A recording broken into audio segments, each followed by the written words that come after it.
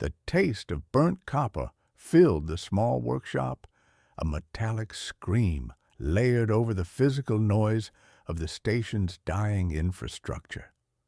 Jared tried to push himself up, but his left forearm refused to respond, pins and needles blooming where the residual charge had seized the nerves.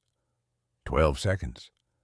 That was all the margin he had calculated to override the feedback surge, and he had been 12 seconds too slow. The ancient receiver, the relic, was not only fixed, but was now emitting a signal so powerful it vibrated the fillings in his teeth. V7 was a tomb, a sprawling cemetery of decommissioned corporate structures orbiting nothing of value. For years, Jared had cultivated the silence here, finding a perverse comfort in the indifference of dead systems and cold metal. Machines, unlike people, did not hold grudges or invent betrayals. They simply stopped working. His only personal failure, the thing that clawed at him daily, was the obsessive need to know why. Why did this deep-frequency relay from the pre-collapse era, a device silent for 6 centuries, cease functioning? He had found the broken fuse, he had repaired the circuit, and in his curiosity, he had resurrected a ghost that was now screaming into the void. The signal was not random static. It was structured, complex, too precise for noise. It felt like a punch to the gut, a low subsonic pressure that tightened the air in the cramped space. Jared scrambled toward the primary viewport, ignoring the pain in his arm. The air filtration system choked, cycling heavy recycled humidity. Outside, the universe was meant to be static, an endless field of distant, cold points. But the field was moving. It wasn't a conventional light-speed velocity shift. The stars weren't blurring. They were bending. Distant starlight, normally crisp and sharp, smeared into vast, terrifying arcs, curved ribbons of impossible geometry resolving around a central point of absolute visual absence. It was the visual signature of something colossal, something dense enough to warp the very fabric of space-time around it, a gravitational shadow where no mass should exist. This wasn't a reply. It was a physical consequence. Jared had spent years studying orbital mechanics, systems failure, and the physics of material fatigue. He knew, with sudden, blinding clarity, what he was seeing. This was not a radio wave response. This was a relativistic mass acceleration. The immense gravity well was accelerating towards the sector, resolving itself into a tangible, non-Euclidean object that dwarfed the V7 station. The relic hadn't been broken. It had been decommissioned, serving 600 years as a silent, crucial stopper in the bottle. And Jared, in his need to understand a simple mechanical fault, had pulled the cork. The heavy rhythmic pounding in his chest mirrored the slow metallic groan of the station's hull stress. The pressure was building. He tasted the acidic burn of adrenaline and fear, sharp and immediate. The light distortion intensified, casting the workshop in strange, shifting shadows. The metallic sheen of the bulkheads seeming to stretch and contract. He realized the terrifying elegance of the problem. What he was witnessing was the consequence of extreme mass and extreme velocity combining, creating a local time dilation field. He moved on instinct, pushing off the floor and reaching for the console that housed the primary disruptor switch. The switch was a physical lever, solid and analog, designed to short the relic's core and incinerate the entire unit. One throw, and the signal would cease. The accelerating mass, whatever intelligence lay behind that impossible gravitational shadow, would lose its anchor point, perhaps saving V7 and the adjacent sectors from immediate physical catastrophe. His fingers hovered over the cold, worn metal of the switch. This was the ethical cost of curiosity, laid bare. Shutting it down was survival. Letting it run was knowledge. The silence that had followed the initial surge now felt heavier than the metallic pressure around him. It demanded a choice. If he silenced the relic, he would silence the most profound discovery in human history, evidence of intelligence operating on a scale that could weaponize gravity and space-time itself. They would remain blind. If he kept it running, he risked initiating a localized gravitational collapse that would rip V7 apart and spread the chaos. Jared saw his reflection in the viewport, distorted by the bending light. A solitary man, elbows deep in corporate refuse, now holding the lever of universal attention. He ran a diagnostic sequence on the console, even though the lights were flickering crimson. The air was getting thicker, the gravity uneven. One step felt light, the next felt like trudging through oil. He had to understand the scale of the entity before he decided to abort. The structural integrity indicators flashed red, a steady, measured panic. The data streaming from the relic's terminal was pure code, not language, but complex mathematics, shifting and evolving at a rate that defied standard decryption algorithms. He caught fragments, symbols representing mass, velocity, and vector, but his brain filtered them through human understanding. He needed something simpler, a Rosetta Stone. Then, a sudden spike in the transmission. It wasn't a complex equation this time. It was a single, repeating sequence. A 4-digit harmonic frequency so simple it seemed insulting, like a child's counting pattern.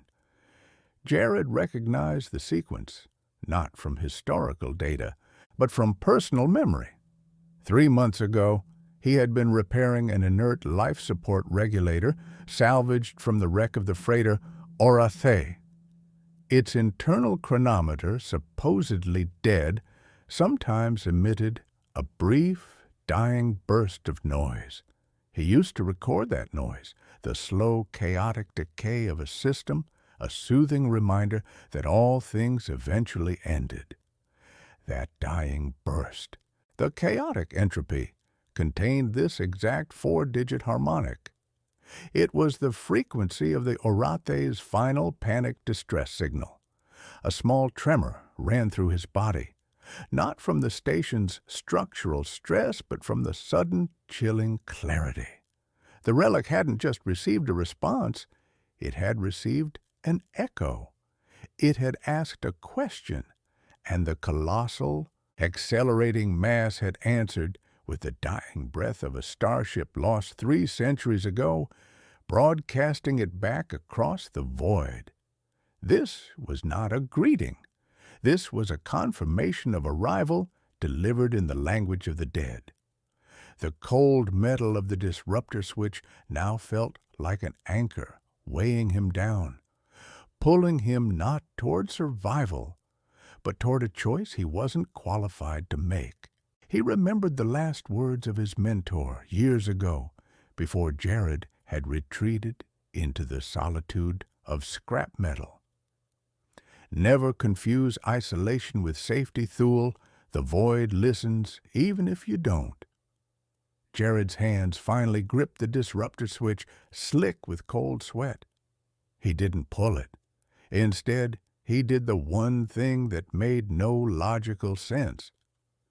He leaned close to the humming console, ignoring the burning ozone smell, and keyed in the repeating 4-digit frequency into the station's main comms array, not to transmit, but to analyze the structure of the incoming response. He needed to know who had sent the echo. As his fingers moved over the input panel, the pressure in the workshop intensified, causing the optical sensors on the wall to shatter silently. The light bending outside reached a critical threshold. The great shadow entity, vast and unknowable, had begun its final gravitational approach, and Jared, the lone technician in a station of dead machines, realized that the massive object had not just received the signal, it had understood his hesitation. The echo stopped. A new sequence began, impossibly fast, impossibly dense, a cascade of information that forced itself past the V7's meager firewalls and into the primary memory core. It was too much data, too fast, a sudden, blinding awareness of alien mathematics and physics that threatened to fry his neural pathways. Jared's head snapped back. His eyes, fixed on the chaotic data stream, changed. The fear was still there, but beneath it, an old, cold calculation surfaced, a precision that belonged not to a scavenger, but to a soldier. He slammed the override on the data stream, severing the immediate psychic assault. But the information was already in. He didn't know what he had just downloaded, but he knew this. He was no longer alone, and the knowledge he had just acquired was lethal. The massive shadow outside the viewport shifted, its geometric form briefly resolving into a shape that defied Euclidean measurement, a structure that suggested impossibly both arrival and departure simultaneously. It paused. It was waiting. Jared Thule, the man who had always chosen silence, gripped the disruptor switch, but he could no longer flip it. The relic had given him the ultimate price of his curiosity. He had just received the instructions on how to replicate the disaster. The immediate consequence of the data dump was neurological, a searing white-hot pressure that felt like frozen metal expanding inside the temporal lobes. Jared didn't just receive information, he suffered an invasion. He recoiled, clutching the console, his vision swimming in static. The fear was still a chemical burn in his throat, but the sheer volume of alien physics, non-linear vectors, complex gravitational equations, and the structural parameters of the entity had drowned out his immediate panic. It was too massive to be terrifying. It was simply factual. He didn't pull the disruptor switch. Instead, with the cold, reflexive precision born of years spent fixing critical systems under impossible deadlines, he slammed his hand down on the isolation protocol override.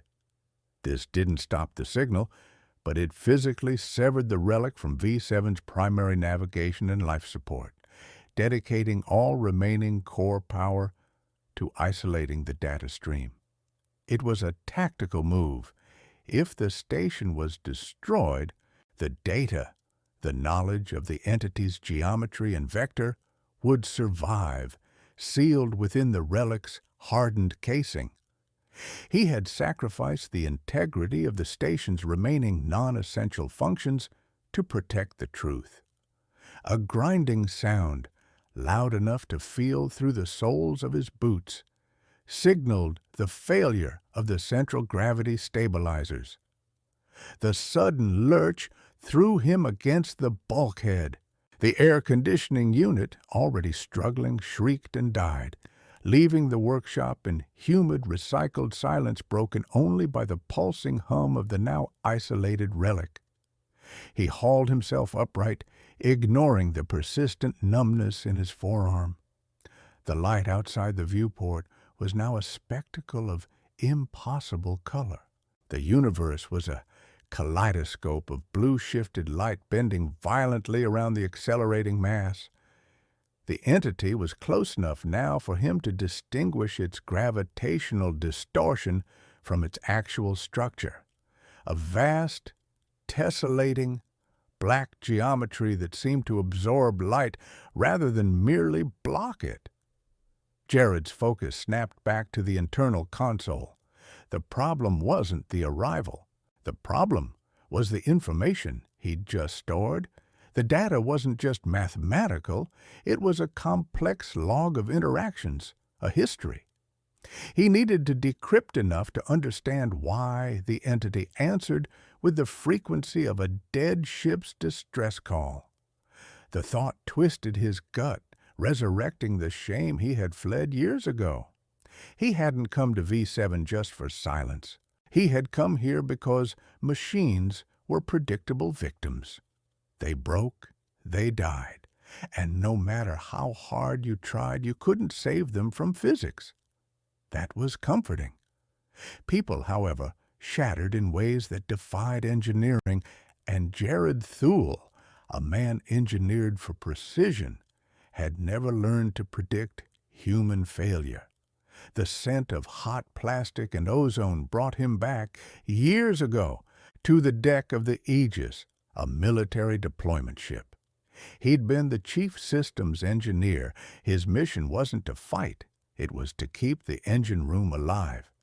But Kira, his second in command, had convinced him to reroute the life support bypass, a risky, untested procedure meant to save a distant transport. He'd trusted her judgment. He'd trusted her eyes. When the feedback loop hit, the failure didn't just fuse the system, it killed 24 crew members, including Kira. The official report called it material fatigue. Jared knew it was betrayal, wrapped in good intentions and flawed mathematics. He had fixed the engine, but he couldn't fix the guilt. Never confuse isolation with safety, Thule. He was paying the price for that mistake now. He was isolated, but the entity was proof. The void was listening. A thin metallic chime cut through the relic's humming, overriding the local comm system. It was a standard priority 1 military hailing frequency, crisp and utterly devoid of static, indicating a powerful close-range transmission. V7 station, respond. Identify vessel class and current crew manifest. The voice was synthesized, deep, and precisely modulated, but the underlying tone was pure, cold corporate authority. This is OmniSec Retrieval Unit Delta 6. We are holding 30 clicks off your coordinates. We detected the unauthorized deep-frequency spike. Secure the asset, Thule. Jared froze. The OmniSec, the largest, most ruthless salvage corporation in the sector, operating under military contract. They specialized not in scrap, but in recovering technology too valuable to be lost and too dangerous to be public. They hadn't come for the gravitational shadow. They had come for the relic, likely equipped with pre-collapsed data archives, knowing exactly what the device was capable of. The sheer speed of their arrival meant they had been monitoring this coordinate for centuries, waiting for the relic's signal to reappear. The cold calculation returned, chilling the frantic beat of his heart. The OmniSec operative, whoever was giving the commands, didn't use Thule's title, only his last name. They knew him. They knew his history on the Aegis. They knew his failure. OmniSec Delta 6, this is V7, Jared transmitted, keeping his voice level, injecting a practiced tremor of panic. Structural failure imminent. Gravitational instability high. Recommend immediate retrieval of personnel. Negative, Thule. Your current distress status is secondary to the asset security. The voice hardened, the modulator failing slightly, revealing the impatience beneath. We have cross-referenced the frequency spike. The device you activated is proprietary OmniSec technology. We are initiating docking procedures. If you attempt to disable the signal, we will consider it an act of corporate sabotage and respond accordingly. Jared looked through the warped viewport. The gravitational shadow, the entity, was still accelerating, yet it hadn't closed the gap. It was maintaining distance, orbiting the signal it was receiving.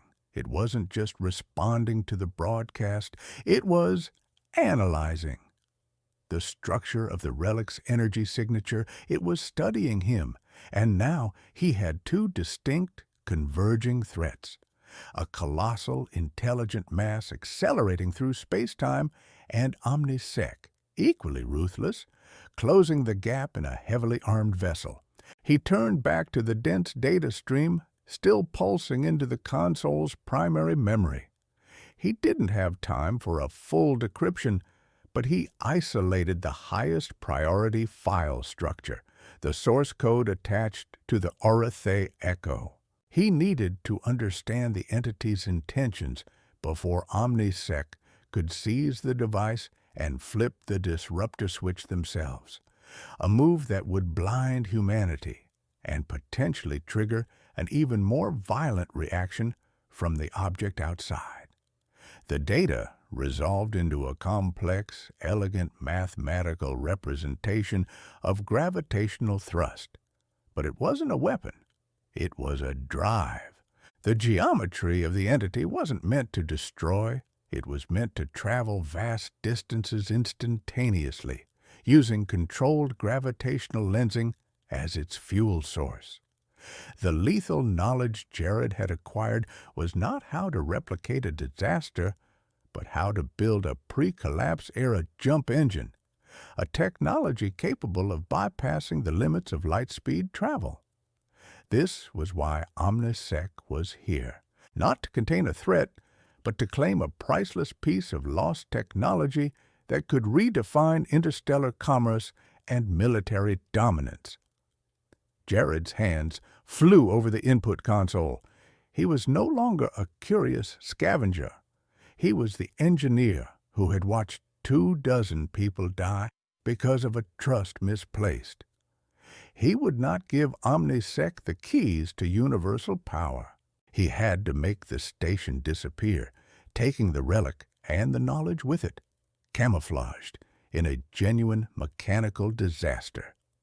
He initiated the emergency shutdown sequence, a complex multi-step process that simulated catastrophic system cascade failure.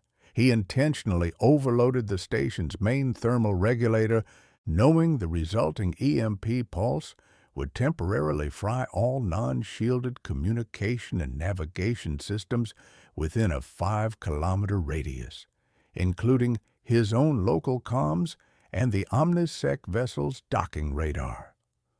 The pulse would ensure he couldn't transmit anything, but neither could OmniSec easily locate him or the relic amidst the resulting electrical chaos.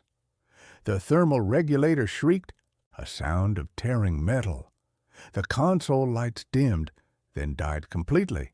The darkness was absolute and instantaneous, broken only by the eerie, pulsing blue light of the isolated relic. He stumbled toward the emergency hatch. Outside, the great shadow was still holding its position, waiting for the signal that had suddenly gone silent. Then, through the thick silence and darkness, a secondary indicator light flickered to life on his private terminal, shielded from the EMP. It wasn't the OmniSec vessel. It was a trajectory warning, showing the massive, relativistic entity was now compensating for the loss of the signal anchor. It wasn't waiting anymore. Its vast non-Euclidean mass began its final correction course, accelerating not toward V7, but toward the OmniSec vessel, now blinded and drifting in the dark. Jared strapped on his helmet, the thin, recycled air tasting metallic and stale. He had just bought himself a few minutes of cover, but he had traded his life for a grand collision. He knew Omnisec would survive the collision, but the encounter would be violent. He was now alone, stranded in a dying station, holding the data that could save or damn the sector, listening to the slow, measured pulse of the entity's impending, massive geometry. The gravity well outside shifted again, pulling V7 sharply off its orbital axis. Jared braced himself, knowing the moment the station's titanium hull screamed under the gravitational stress, he would need to be elsewhere. He secured the emergency lock on the workshop hatch. He only had one option left: hide the truth of the relic's existence within the wreckage of his own ship. The titanium hull didn't just groan, it shrieked, a high-frequency complaint of stressed metal against the vacuum. Jared felt the vibration through the soles of his boots, a seismic tremor announcing the entity's final approach. He didn't run. He moved with the low center of gravity and economical motion of a man who had trained to navigate engine decks under fire. He had minutes, maybe less, before the gravitational forces tore V7's old structure apart. He reached the primary bulkhead, the only physical barrier separating the workshop from the main transport corridor leading down 3 levels to the salvage bay where the Styx was moored. His portable data core, housing the lethal knowledge of the jump drive, was strapped to his chest, shielded by layers of high-density ceramic plating. The numbness in his left forearm had evolved into a dull, throbbing ache, but he ignored it. Pain was just localized input, irrelevant to the strategic objective. Attempt 1. The cargo lift? He needed the bulk transport capacity to carry the relic, or at least its hardened casing, ensuring Omnisec couldn't salvage it even if he failed. He slammed the manual override. Nothing. The EMP had successfully killed the main power conduits running through the spine of the station. The lift was dead weight, anchored in the shaft. He had miscalculated the depth of the shutdown. Jared punched the input panel, the metallic thud muffled by the helmet. He had wasted 30 seconds. He couldn't carry the relic, but he had the data. Survival meant protecting the information, not the machine. He had to trust that the collision he engineered would render the relic too fractured for Omnisec to repair swiftly. He forced the maintenance access hatch open, a tight, grimy crawl space designed for service drones, not human transit. The air here was thicker, tasting strongly of oil and stale coolant. He dropped into the shaft, relying on friction plates and muscle memory to control his descent. Every inch of movement was now taxed by the erratic microgravity, sometimes pinning him against the wall, sometimes making him float free. He was fighting the very physics of the environment he had sought comfort in. As he descended, the faint whine of non-EMP shielded equipment began to leak into his comms. The distinct sound of high-frequency docking clamps being deployed. Omnisec was not waiting for the doors to cycle. They were using brute force to secure a physical anchor on V7's exterior hull, a violent procedure that would accelerate the station's structural failure. They are here. The cold certainty of it made his tactical focus sharpen, pushing the neurological static back into a manageable hum. He dropped out of the maintenance shaft onto the deck of the 3rd level, sliding 10 meters on the recycled industrial flooring before catching himself on a junction box. His breath came in short, ragged bursts. The guilt resurfaced, brief and sharp. He had traded the predictable silence of dead machines for the predictable brutality of living men. Attempt 2. Get to the sticks and launch immediately. He reached the pressurized door leading into the salvage hangar. It was designed to open automatically upon authorized approach.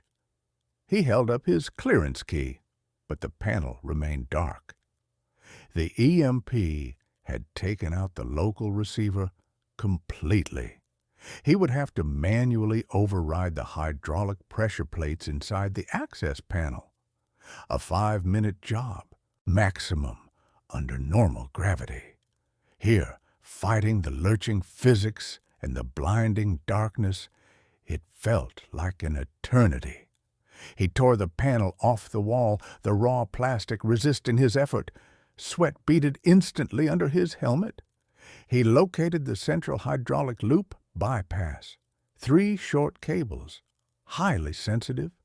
His fingers, usually instruments of absolute precision, were shaking, not from fear, but from the systemic overload of alien data still resident in his neural pathways. Focus! Thule! He scolded himself. He had to be perfect. One slip, and the hydraulic fluid would vent, creating a localized hazard zone, but also locking the door permanently. He bridged the first cable. Success. He moved to the second. As his fingers gripped the delicate fiber, his vision dissolved momentarily, replaced by a flash of geometric chaos, the pure mathematics of the entity's accelerating vector. The download was fighting his conscious mind, trying to process the information, pulling energy from his core functions. He jerked his hand back, gasping. The second cable sparked, fusing instantly. The door access was destroyed. He had failed the second attempt because the knowledge he fought to protect had sabotaged his dexterity. The metallic screech outside intensified. OmniSec had successfully clamped to the hull. They were blowing charges through the outer skin to create an ingress point. It was only a matter of seconds before armed recovery teams were inside V7. He turned, desperate for an alternative route, and that's when the new element entered the fray. It wasn't a visual confirmation or a radio transmission. It was a pressure wave, localized, acoustic, hitting V7 structure with rhythmic precision. It was a pulse, deep, measured, and agonizingly slow, vibrating not through the air, but through the station's physical titanium frame. It bypassed the fried comm systems, manifesting as a physical hammer blow against the inner hull. Jared gripped the destroyed access panel, his knuckles white. The pulse resolved into a single, complex harmonic. It was the inverse of the 4-digit distress frequency the entity had used earlier, the Orathe's dying echo. This time, the entity wasn't confirming an arrival. It was demanding a response. The pulse intensified, and with it, a data stream, not entering his console, but penetrating his helmet's environmental sensors, bypassing all firewalls and injecting itself directly into his auditory cortex. It wasn't language, but a waveform pattern so complex it forced his brain to process it as sound, a vast rumbling voice speaking in the language of gravitational mechanics. Release. That was the only word his mind managed to translate from the flood of relativistic data. Release what?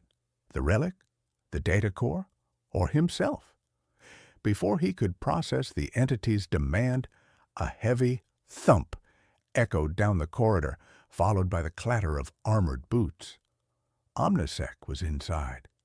Jared scrambled back into the darkness beneath the defunct lift shaft. He isolated his comms entirely. He couldn't risk OmniSec tracking his brainwaves or internal transmissions. He pressed himself against the cold metal, watching the junction where the corridor bent. 4 figures resolved themselves from the darkness. their tactical suits illuminated by headlamps that pierced the gloom like twin lasers. They were OmniSec retrieval specialists, armed with high-velocity kinetic rifles and heavy energy dampeners. They moved with swift, professional precision, sweeping the area for life signs.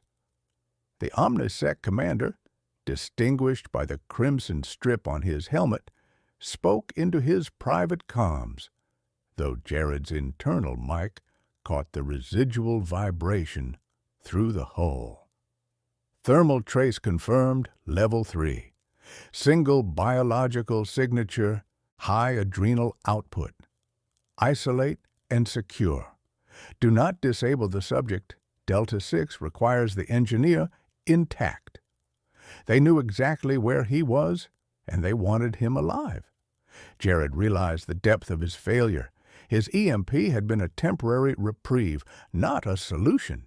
He had disabled the door, trapped himself, and the entity had used the chaos to communicate directly with him, exposing his position through the heat of his own panicked metabolism.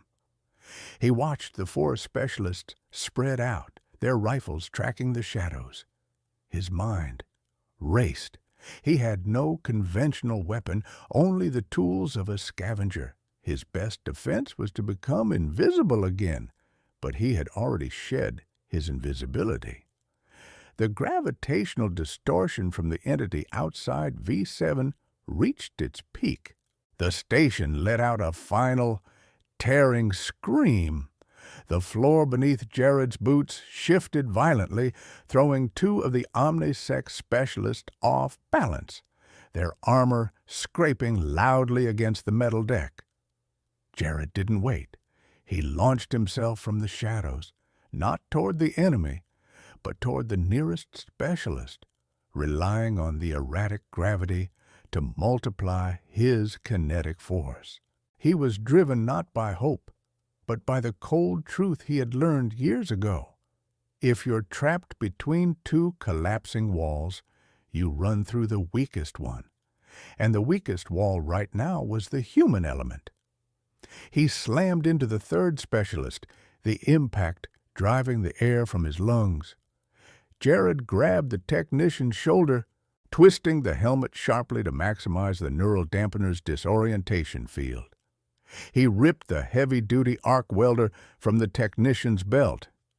The commander instantly turned, the barrel of his rifle swinging up. "Thula, stand down!" Jared ignored him. He was back in the heat of the Aegis engine room, facing a system failure that was both his fault and his only opportunity. He was no longer the broken technician. He was the engineer who had sacrificed 24 lives, and he had promised himself he would never fail a system again. He ignited the arc welder. A brilliant, blinding, white-hot plasma stream erupted from the tip, designed to fuse titanium plate, not fight men. It was short-range, lethal, and loud. The sound was instantly consumed by the loudest auditory signal yet. The entity, seeing the skirmish, seeing the human violence, sent a final massive pulse through the station's frame. The light outside the viewport warped into a kaleidoscope of blue-shifted energy, intensified violently. The entity was not waiting for an answer. It had accelerated. The V7 station, already compromised by OmniSec's docking clamps and the entity's overwhelming gravity, began to shear. The corridor walls buckled inward, pressurized air venting out into the void with a hurricane roar. Jared was thrown sideways, the arc welder skittering away into the darkness. He smashed against the bulkhead, his head ringing with the physical blow and the neurological static. His last conscious thought was the cold mathematical reality. He was locked in the sector, weaponless, trapped between the immediate brutal retrieval team of OmniSec and the colossal, indifferent intelligence outside, which was now ripping his sanctuary apart to get to him. The price of curiosity had just been paid in kinetic energy. He was alive, but the containment breach was now massive, absolute, and accelerating. Jared's consciousness returned not with a crash, but with a cold, chemical precision. It was the taste of high-grade restorative fluid and sterile air, the signature environment of a military medbay.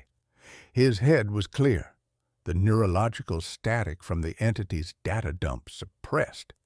He was strapped onto a stabilization bench, a web of transparent synth straps securing his torso and limbs.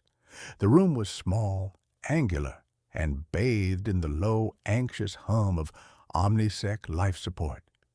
Through a thick pane of polarized glass, he could see the distant, warped chaos of V7's wreckage, now just a metallic blossom drifting away. The gravitational shadow of the entity, vast and terrifying, was receding slightly, its presence still warping the background light, but no longer actively tearing the space apart. Standing over him was the OmniSec commander, Cray, his armor removed, revealing a crisp black uniform with the insignia of corporate command, not retrieval. Cray was pale, precise, and utterly devoid of compassion. "Welcome back, Thule," Cray said, his voice flat. "Your adrenal output was exceptional, just under the critical threshold." Jared tested his restraints. Futile. "Where is the relic?" he managed, his voice a dry rasp. "Secured. The data core, however, is still strapped to your chest. We are having trouble overriding the ceramic shield without causing a traumatic shutdown." Cray tapped the data core with a gloved finger. "We won't make that mistake, engineer. We need the data intact, but more importantly, we need the operator functional." Cray leaned closer, his face filling Jared's vision. "You believed the Aegis failure was an accident of materials, compounded by a miscalculation of trust, didn't you? You believed Kira betrayed you by overriding the bypass, a convenient narrative for 6 centuries of guilt." Jared felt the cold dread bloom in his stomach, colder than the room's ambient temperature. "It was system failure. I calculated the fatigue ratios." "You are an engineer, Thule. Your mind processes the universe in terms of stress vectors and fault tolerances. We needed that precision. We just needed to stress the vector correctly." Cray stepped back and activated a screen on the wall. It displayed the Aegis engine room schematics. Not the damaged schematics Jared knew, but the original plans dating back to the pre-collapse era. A single, small conduit, the one Kira had rerouted, was highlighted in pulsing crimson. "The failure of the life support bypass wasn't material fatigue," Cray continued, his tone clinical. "It was a forced resonance cascade, engineered 3 months prior to the mission by one of our teams. We needed Kira dead, and we needed you to survive catastrophically traumatized but functionally intact." Jared's blood ran cold. He didn't struggle against the straps. The truth was heavier than any gravity well. Why Kira? Kira was starting to question the power source of the relic's prototype. She suspected it was related to conscious manipulation of space-time. She needed to be silenced. You, however, were perfect, brilliant, obsessively dedicated, and deeply dependent on trust. We needed an engineer who could fix the relic when it broke again, but one who would never dare to use it again, crippled by the fear of causing mass casualty. Jared stared at the screen, the vision blurring at the edges. Not a mechanical failure, a deliberate act of engineering. He hadn't been a victim of fate. He had been a controlled variable. He looked at his hands. the hands that carried the phantom pain of 12 seconds too slow. That pain was artificial. Cray brought up a new data stream on the screen, the chaotic, non-Euclidean mathematics Jared had downloaded from the entity in the workshop. The relic is not merely a deep-frequency relay, Thule, it's a key, a universal beacon designed by the pre-collapse government. And its fail-safe, the very reason it was designed to stop working, was to prevent a sentient machine intelligence from receiving its coded sequence. The entity you woke up is what we call the anchor. The anchor demanded release, Jared whispered, remembering the physical pulse. Precisely, Cray affirmed. It is asking to be connected to the relic again. When the relic transmits, it creates a momentary nexus, a jump point capable of interstellar transit. It's the jump drive you identified. But the anchor isn't interested in travel. It's interested in communication. Cray finally revealed the terrifying heart of the problem. The relic requires a high-level cognitive operator to stabilize the jump nexus, a consciousness that can tolerate the instantaneous input of relativistic mathematics without fracturing. And guess what the data stream you downloaded confirms? Your specialized brain, forged in the trauma we provided, is the only one in the sector that matches the required cognitive signature.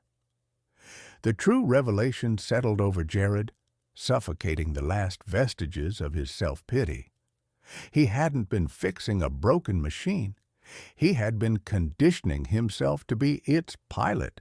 His solitude, his obsession, his guilt, all of it was the refinement process for a key meant to open the universe.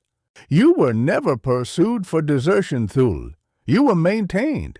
You were our most valuable asset. The signal you sent was our confirmation that the asset was finally ready. The Omnisec vessel shuddered violently, throwing Cray against the stabilization bench. Alarms blared, red lights flashing across the pristine deck. "The anchor is accelerating again," shouted a technician from the bridge, his voice distorted over the internal comms. "Gravitational field intensity is increasing. We can't shake its lock." Cray's composure fractured instantly. He grabbed a panel adjacent to Jared's bench and tore it open, revealing an injection apparatus. "The entity doesn't want V7, Thule. It wants you. It knows you have the data. It knows you are the key. We are now trapped in its gravitational sphere of influence. We can't outrun a relativistic mass." Cray's eyes, usually cold, were now filled with frantic calculation. "Here is the dilemma, engineer. You are the only person who can pilot this jump drive. I need you to interface with the relic, use the data you stole to calculate a stable jump vector, and pull us out of the anchor's immediate field of influence." The impossible choice was laid bare. If Jared complied, he would save the Omnisec crew, the very architects of his trauma and the people who intended to weaponize cosmic intelligence. He would guarantee the jump drive technology landed in the hands of the most powerful and ruthless corporate entity in the sector, leading to interstellar dominance and the likely containment or destruction of the anchor. He would become their indispensable tool, saving the sector by condemning himself to servitude and enabling future tyrannies. If Jared refused, Omnisec Delta 6 would be crushed, potentially destabilizing the anchor's trajectory, sending it barreling deeper into the local sector, creating a massive, unpredictable catastrophe. He would die with integrity, but his refusal would lead to the destruction of billions in adjacent systems who were unprepared for the entity's arrival.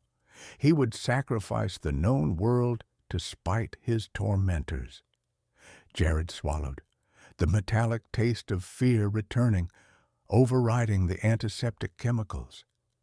He saw his daughter, Daniela, in a flash, not dying from a simple accident, but as collateral damage in a corporate psychological experiment. The pain was no longer just guilt. It was pure, incandescent rage. "If I jump you out," Jared forced out, "what happens to the relic?" "It remains Omnisec property. You will be retained as chief systems architect," Cray promised, the lie ringing hollow against the backdrop of emergency alarms. "And the entity? It will lose its anchor point just as before. It will drift." Jared knew that was a tactical fabrication. The entity had tasted the connection. It would not drift. It would pursue. But that was a problem for later. The immediate equation was simple. Omnisec lives, or the sector dies. He was not a hero. He was a system engineer trained to minimize losses. He would choose the path that saved the most lives, even if it meant betraying every principle his grief had created. He would carry the cost of letting Cray live. "Give me manual access to the relic terminal," Jared said, his voice flat, emotionless. "I calculate the vector. But you remove the restraints, and you keep that injection apparatus away from me." Cray hesitated for only a fraction of a second, the ship shuddering again, rattling the medical instruments. Survival 1. Done. Cray quickly released the synth straps. Jared's hands dropped to his sides, heavy, trembling with residual shock. He flexed his fingers. The same hands that had failed Kira, the same hands designed to open cosmic doors. He was now free, but bound by a chain of trauma forged 6 centuries ago. Cray quickly ushered him toward a secure operations console where the relic's terminal was projected onto a hardened screen. As Jared walked, Cray moved to the console next to him, gripping a small remote device, the neural inhibitor override. "Start the calculations, Thule, now. We need a stable vector in 60 seconds. Jared ignored the timer. He touched the input panel, the familiar cold surface anchoring him. The data he had downloaded instantly flooded the screen, the blueprint for interstellar travel. But alongside the vector mathematics, Jared saw the structure of the anchor's communication. The release pulse wasn't a demand for connection. It was a demand for disengagement. The entity was trying to push them away. A cold certainty clicked into place. The anchor was not an attacker. It was a wall, accelerating to establish a defensive perimeter against the signal the relic had broadcast. And Omnisec's jump drive was the catalyst for planetary disaster. Jared saw the true irreversible choice. He could execute the stable jump, saving Delta 6 and handing Omnisec the perfect weapon, or he could use his expertise to sabotage the sequence, triggering a massive, uncontrolled jump that would destroy Omnisec's technological advantage and possibly save the wider sector from the anchor's defensive countermeasure. Jared began to type. Fast, cold, and flawless. Cray watched his fingers, seeing only the genius at work. "Stable jump sequence initiated," Jared announced, his voice steady. "Calculated vector, 200 sectors clear of the entity. Probability of successful transit, 99.8%.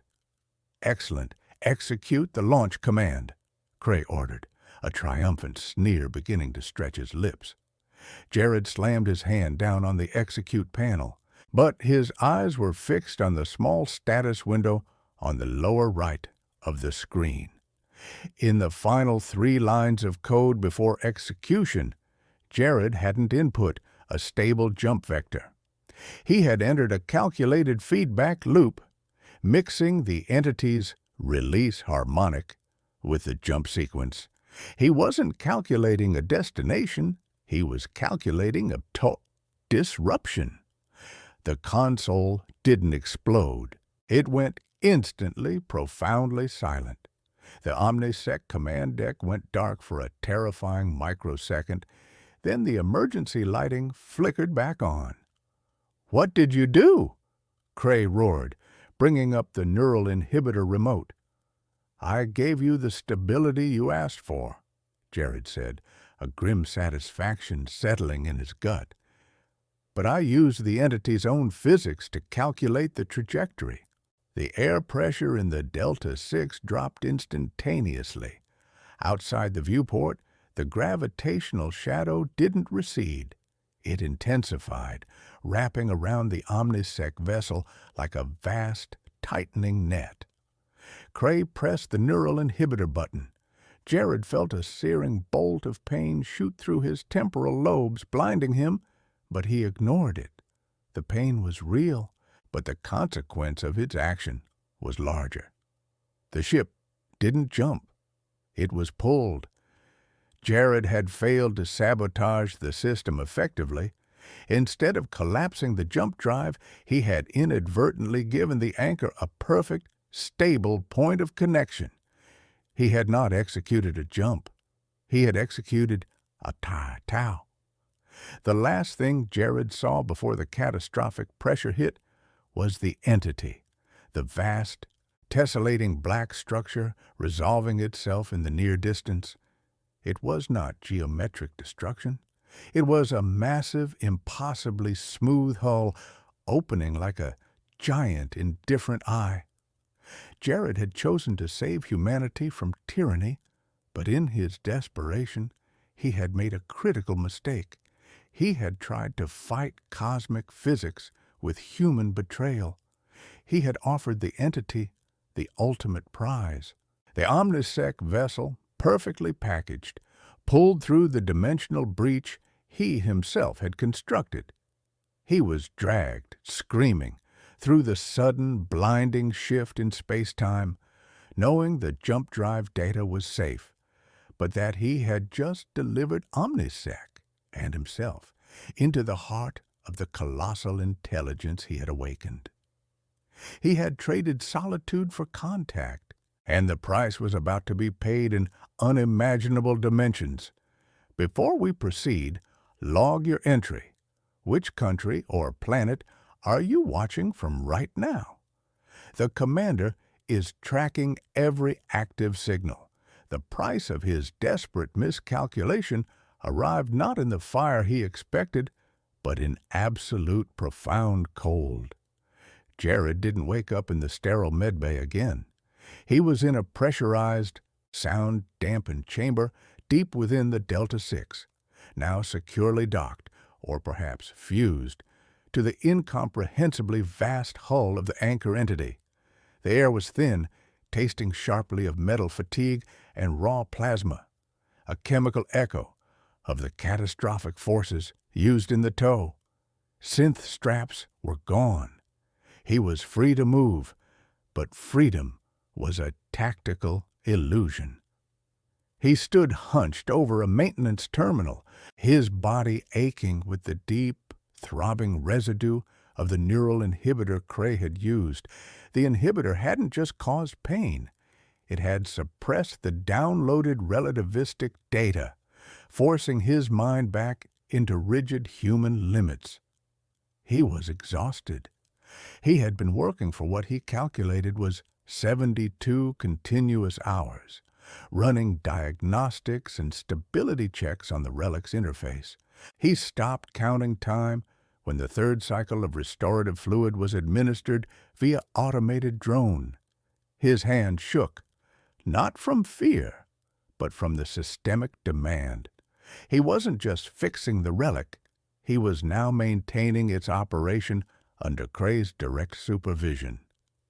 The ship's main viewport, previously showing the warped star field, now showed only the smooth, non-reflective obsidian of the anchor's outer shell.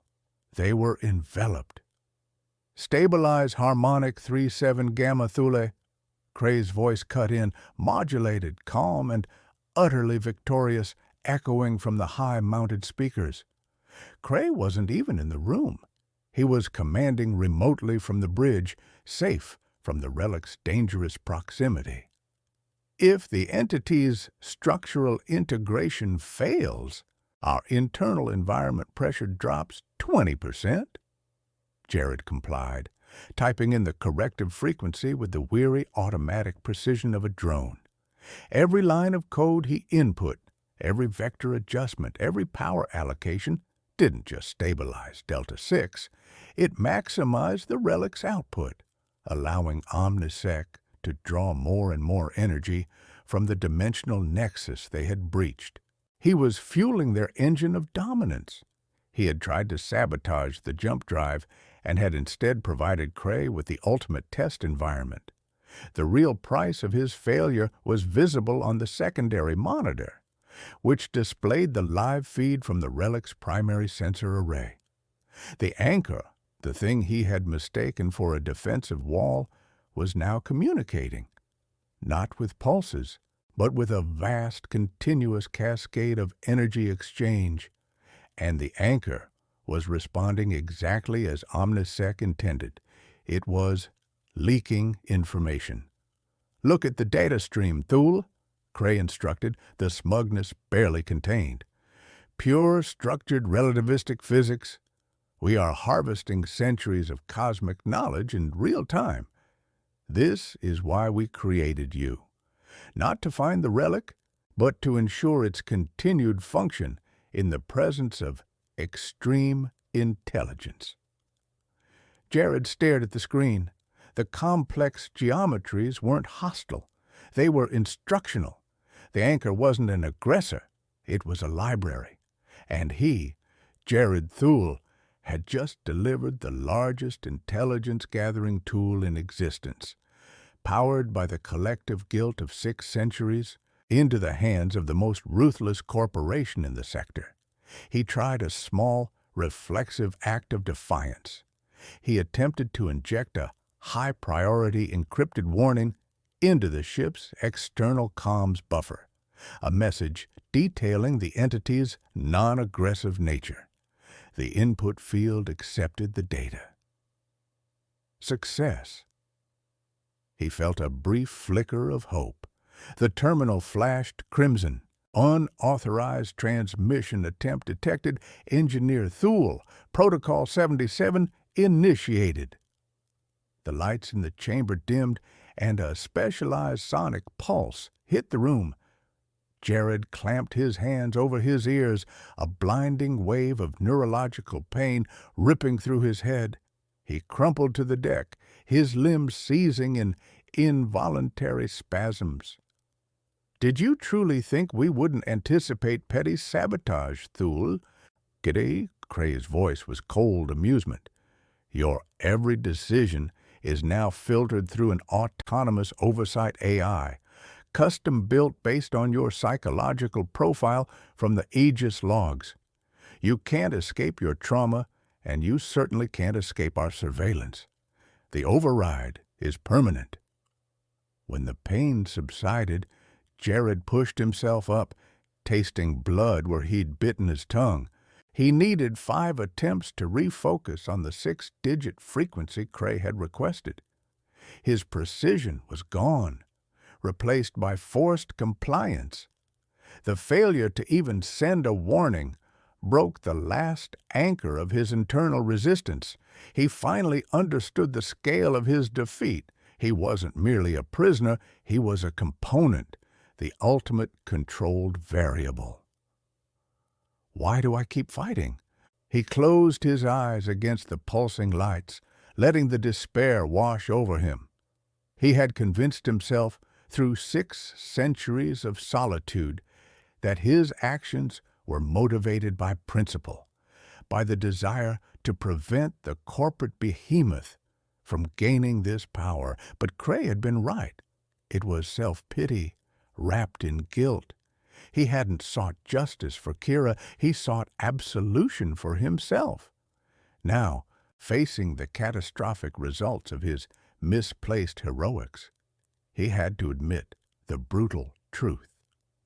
He opened his eyes and looked at his reflection in the dark, obsidian hull outside. He saw the deserting engineer, the broken father, the man who used dead machines as an excuse to avoid living people. He had fought the system, and in doing so, he had only strengthened it. He had delivered cosmic technology to the tyrants and simultaneously endangered uncounted lives by provoking a massive, indifferent intelligence. Daniela would be ashamed. She would see the father who chose ego over competence, the father who never learned that sometimes the only viable option is to surrender. The moment of total self-contempt was interrupted by a shift in the anchor's hull, not an acceleration, but a slow, deliberate physical change. "Report!" Cray demanded, his voice instantly losing its composure. "Structural analysis. What is the entity doing?" The feed from the relic terminal went wild. The mathematical cascade stopped. The smooth, seamless black hull outside the viewport began to tessellate, resolving into vast, interlocking plates of geometrically perfect structure. It wasn't a spontaneous change. It was mechanical, intentional. "The anchor is not receding, Commander," reported a technician from the bridge. "It's stabilizing its contact point. It's opening." Jared felt a fresh wave of paralyzing cold. He hadn't just given Omnisec a tether. He had presented them as a gift. The colossal intelligence outside was preparing to receive its delivery. Cray's focus snapped back to Jared's chamber. "Thule, you are the only one with the primary encryption key still active in your neural core. We need that core data to interface with the entity's internal systems. Prepare for extraction." A mechanical arm deployed from the ceiling, holding a needle-tipped extractor unit designed to penetrate the ceramic shield of Jared's data core, and potentially his skull. "If you attempt to interfere, the neural inhibitor will initiate a lethal cascade," Cray warned. Jared didn't move. He was utterly trapped. He was about to lose the one thing he had fought for, the lethal knowledge he had guarded at the cost of his station and his sanity. Without the data, he was useless, a disposable shell.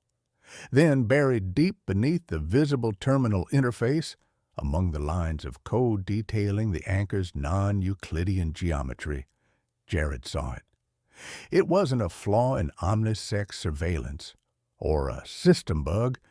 It was a structural detail of the relic itself, a consequence of the pre-collapse government's paranoia. The relic wasn't just a jump drive key. It was also the first and last line of defense against cognitive exploitation. The data he'd downloaded in the V7 workshop contained a hidden subroutine, the original decommissioned sequence for the entire device. Omnisec had focused on the jump drive parameters. They missed the core fail-safe, a complex, localized feedback loop designed to protect the operator's consciousness during catastrophic failure. The loop didn't save the operator's life. It sacrificed it, triggering a localized magnetic pulse that fried the operator's neural pathways, but simultaneously transmitted the entire memory structure, the final cognitive snapshot, onto an untraceable, high-frequency bandwidth known only to the original designers. It was a suicide protocol, ensuring the knowledge survived the mind even if the body perished. This was the last obscene chance. He could access that sequence through a manual override, A physical button hidden under the console panel meant only for emergency maintenance. But the sequence would take 12 seconds to execute. Cray's extraction arm was 5 seconds from his chest, and even if he succeeded, the resulting neural surge would likely kill him instantly, sending his final fractured thoughts screaming into the void. More critically, he didn't know who or what was listening on that high-frequency bandwidth 6 centuries later. It could be Omnisec's masters, or the remnants of the dead government, or it could be no one. It was a leap of blind faith into a black hole of uncertainty. Jared saw the extraction needle approach, sharp and metallic. He had 2 seconds before he needed to act. He had run from his failure on the Aegis for years. He wouldn't run from this one, not now. He focused the last of his strength, forcing the pain-racked muscles in his left arm to move beneath the panel. His fingers located the small, cold indent of the hidden manual override button.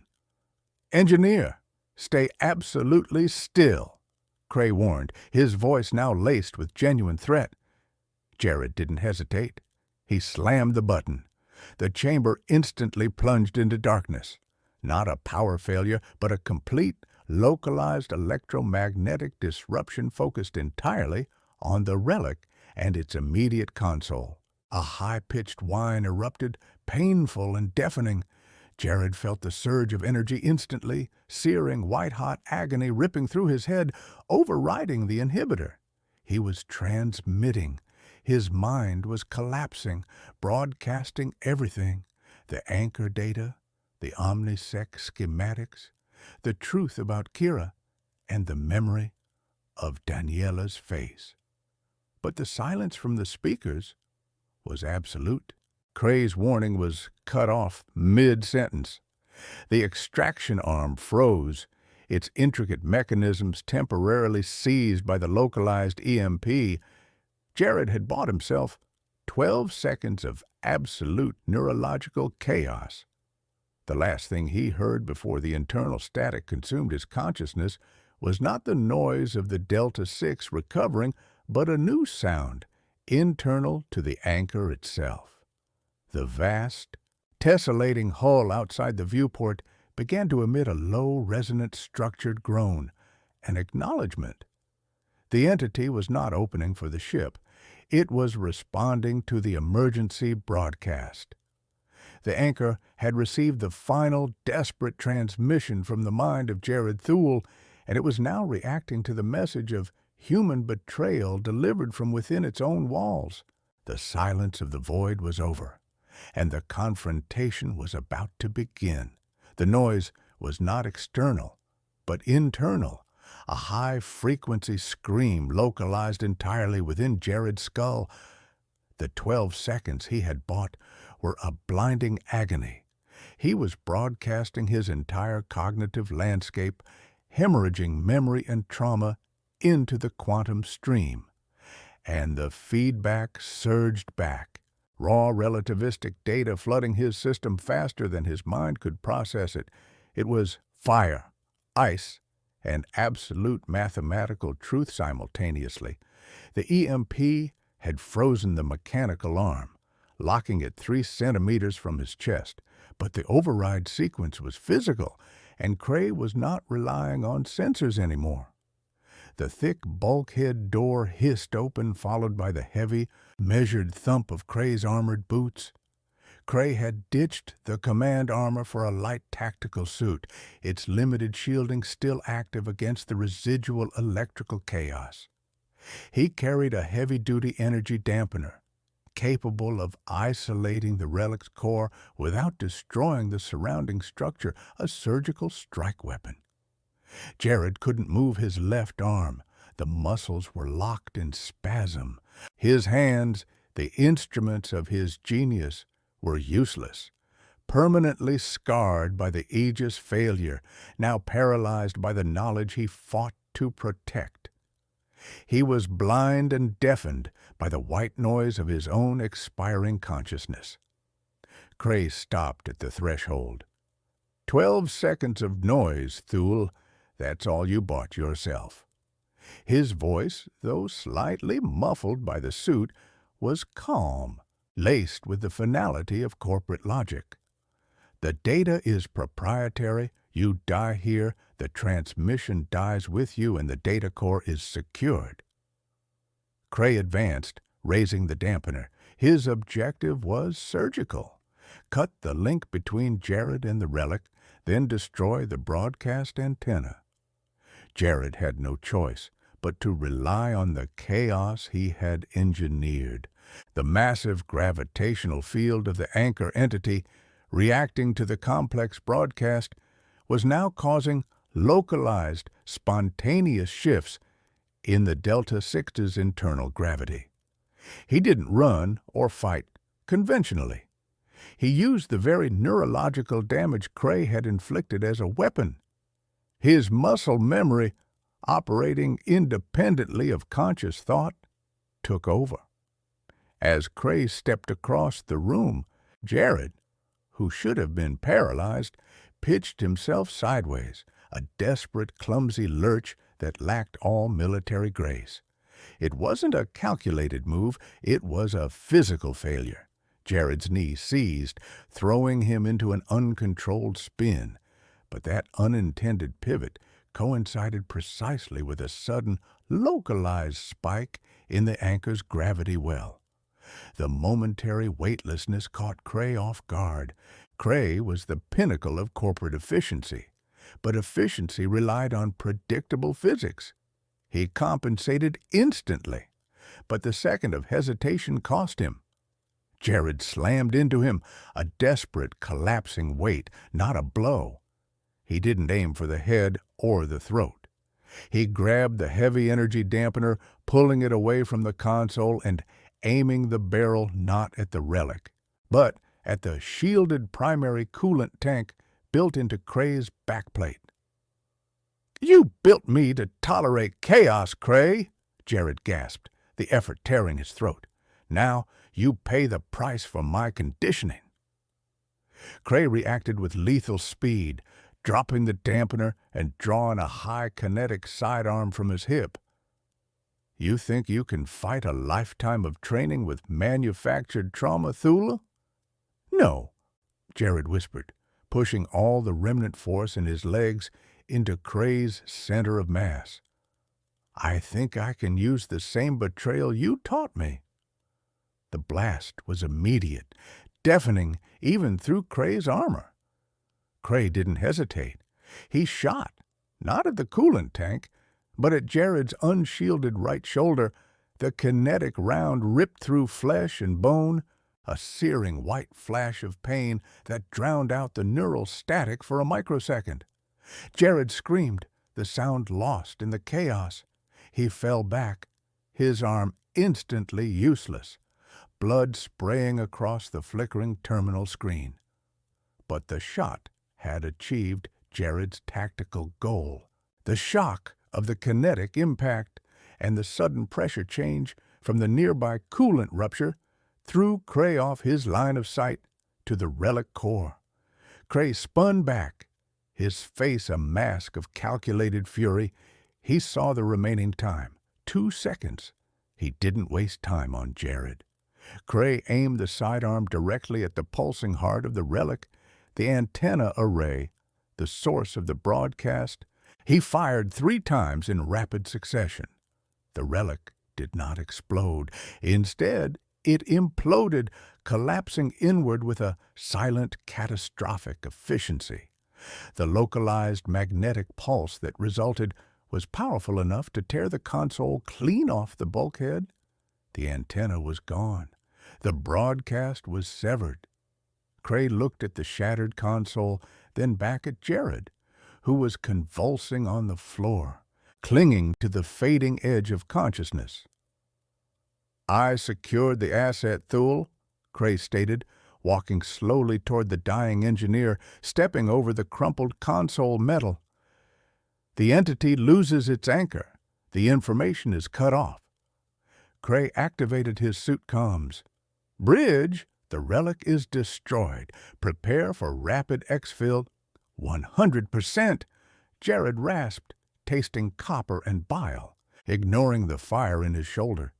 He pointed a shaking finger at a small independent LED indicator, a diagnostics light for the emergency override sequence.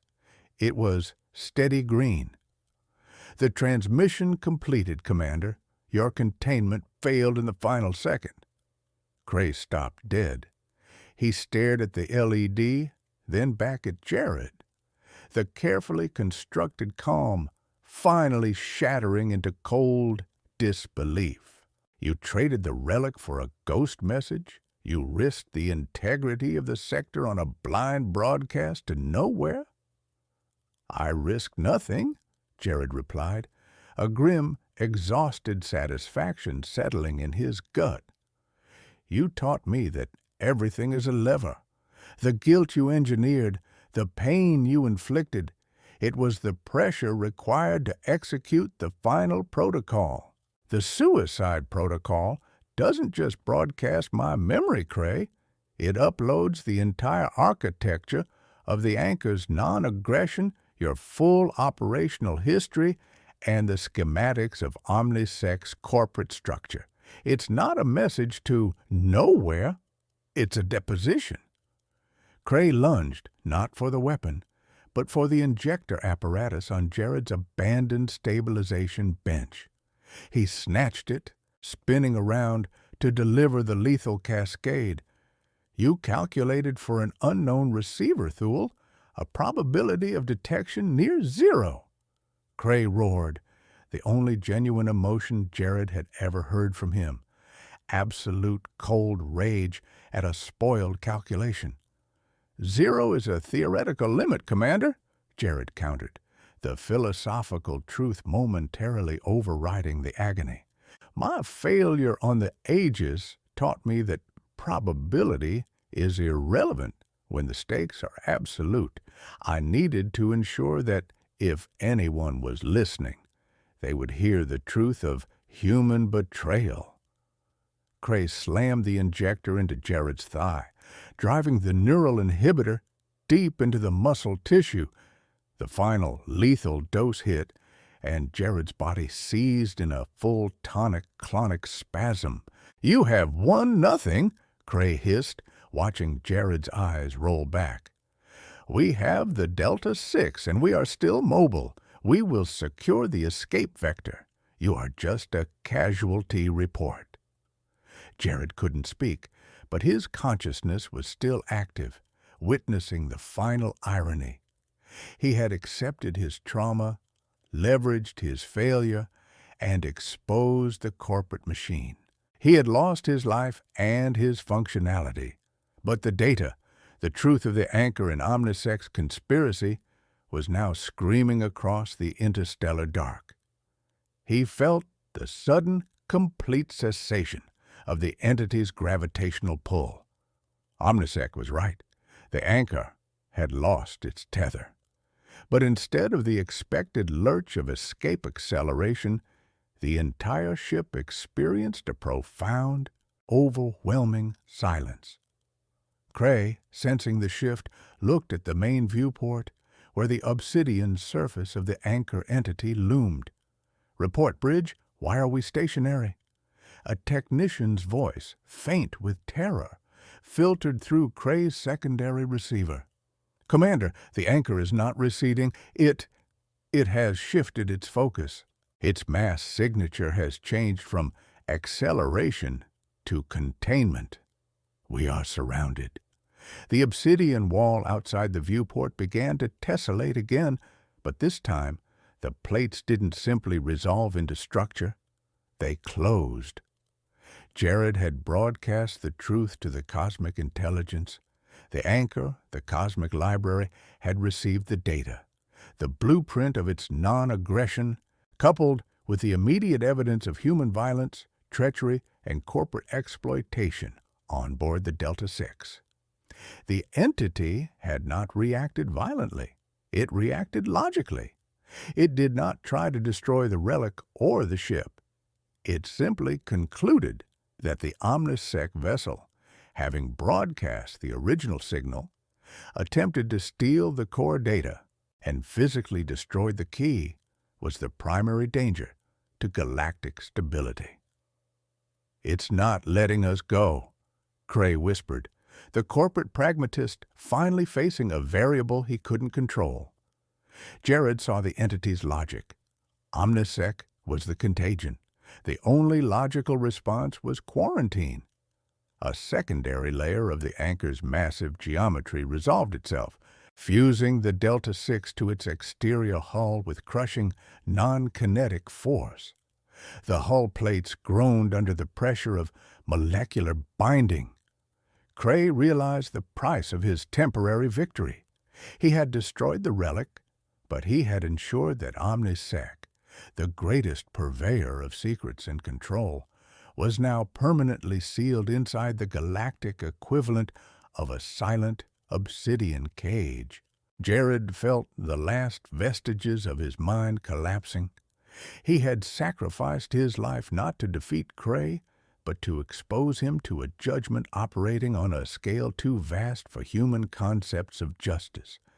He was a broken man, a casualty of a war he didn't start, but the knowledge survived. He remembered Kira, not with guilt, but with a sudden cold clarity of acceptance. He hadn't caused the failure. He had been the solution. He finally understood his place. He was the engineer who fixed the system by accepting his own planned obsolescence. The chamber lights flickered, then died, plunged into the deep, echoing silence of absolute, infinite containment. Jared's consciousness winked out, his final thought not a plea for help, but a brutal, simple recognition of consequence. The cost of truth was everything, and now he had to learn what it meant to be the repository of cosmic knowledge inside a cage of black geometry. The war was over, but the silence had just begun. The silence that followed was not merely the absence of sound. It was physical, dense, and permanent. It was the crushing weight of infinite time, a lack of sensory input so profound it felt like submersion in heavy, lightless oil. Jared's consciousness flickered back, dragged from the neural void not by the sharp snap of adrenaline, but by a dull, aching exhaustion that permeated every cell. He tasted blood, copper, and the phantom ozone smell that had haunted him since the Aegis. He lay motionless for what might have been hours, suspended in the aftermath. When he finally forced his eyes open, the emergency lighting of the Delta-6 was running on minimal reserve power, casting a weak, arterial red glow over the scene. The containment chamber was a disaster zone, a monument to corporate failure. The relic's console was a shattered husk, its internal components vaporized by Cray's final desperate shots. Cray himself was slumped against the bulkhead, his light tactical suit intact, but his eyes wide and vacant, staring at the ceiling. The final, powerful wave of containment had not killed the Omnisec commander, but had locked his nervous system into a catatonic stasis, a systemic override by the anchor entity, reacting to the violent presence within its perimeter. Cray, the architect of tailored trauma, was now permanently paralyzed by a truth too vast to process. Jared tried to sit up. The movement was agonizing. His right shoulder was a ruin, stiffened by coagulated blood and the internal trauma of the kinetic round. His left forearm, the one first scarred by the relic's surge, now twitched uncontrollably. The lethal dose of the neural inhibitor had failed to kill him, but it had stripped his nervous system bare, leaving him with a constant fine tremor, the precise, delicate touch of the engineer gone forever. He was alive, but permanently broken. He dragged himself across the metallic deck toward Cray, moving with the jerky, inefficient motions of a dying machine. He didn't seek revenge. He needed confirmation. He reached the commander and carefully pulled the high-density ceramic casing of the data core from Cray's chest plate, where it had been wedged during the initial containment. The casing was cold, heavy, and empty. The broadcast was real. The truth, OmniSec's history, the anchor's purpose, the engineered betrayal of the Aegis, was screaming into the interstellar dark. Jared looked through the viewport. The anchor's shell was impossibly close, a perfect, infinite black geometry. He realized the Delta-6 was not merely docked, it was molecularly bound, sealed entirely within the entity's structure. OmniSec had achieved the ultimate prize, permanent, irreversible access to cosmic knowledge. But the price was permanent, irreversible containment. The system the entity had created was not a weapon, but a quarantine zone. The contagion was human greed. He finally felt the clean snap of clarity. He had spent years running from V7, seeking solitude, convinced that the chaos of human interaction would forever betray him. He had fled to the indifference of dead systems, believing machines were safer. But in the final, critical moment, he had leveraged the ultimate human chaos, betrayal, trauma, and guilt to execute the only possible solution. He hadn't fixed a machine, he had fixed a civilization's error by sacrificing himself to the truth. He looked at the twitching fingers of his left hand. They would never navigate a circuit board again. They would never perform the delicate work of salvage and repair that had defined his self-imposed exile. He had traded his defining skill, his precision, for the lives of billions who would never know the war had happened or the name of the engineer who ended it. Jared pushed off the wall and slid slowly to the central operations console, now just a mass of tangled wiring. He located a small fragment of charred copper wiring, identical to the fused component he had replaced in the relic 6 centuries ago. The start of the journey, resting in the wreckage of the end. He held the fragment up to the dim red light. He wasn't Jared Thule, the deserting engineer, anymore. He was the consequence. The guilt of the Aegis was no longer a paralysis, it was a scar, painful but inert. He had paid the cost. He sat back against the bulkhead, letting the weight of the permanent containment settle over him. There would be no escape, no trial, no prison sentence. There would be no heroic rescue for the sector, because the rescue was the silence itself.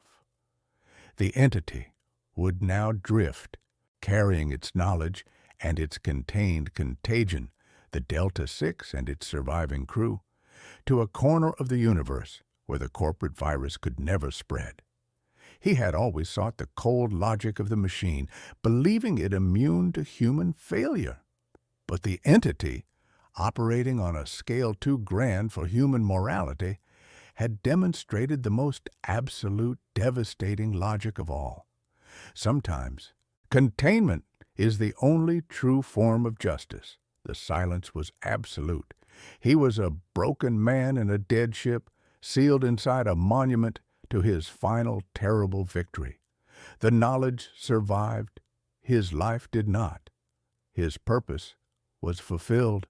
He finally had all the solitude he had ever craved, not in the empty junkyard of V7, but in the heart of the cosmos. He closed his eyes. The image of Daniela's face no longer shadowed by his guilt, but framed by a quiet, exhausted acceptance. He had failed her, but he had protected the unknown from the greed that broke him. He had bought his peace. The first sound he had ever heard from the relic was the high-frequency singing of energy feedback, a metallic scream layered over the noise of his fear. The sound that followed the final act was nothing. The quiet was absolute, definitive. He had fixed the broken device, the engineer realized, but the truth had cost him his hands forever. This story is now part of the archive. Subscribe to help preserve future transmissions, and share this episode with someone who still believes in science fiction.